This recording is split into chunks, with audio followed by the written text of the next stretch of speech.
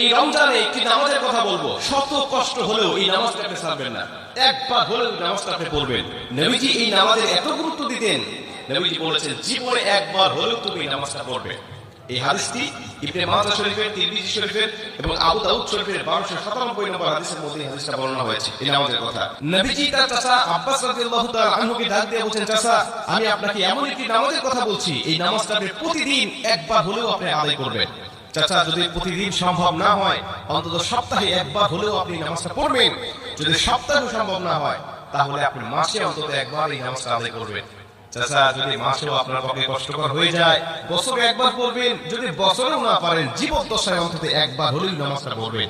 কারণ এই নামাজটা এত পাওয়ারফুল নামাজ। এই নামাজটা আদায় করার কারণে আপনার প্রকাশ্যে অপ্রকাশ্যে যত গুনাহ করেছেন, আপনার ইচ্ছায় অনিচ্ছায় যত গুনাহ করেছেন, আপনার অতীত জীবনে যত গুনাহ করেছেন, সব গুনাহ আল্লাহ আপনাকে ক্ষমা করে দেবে। চাচা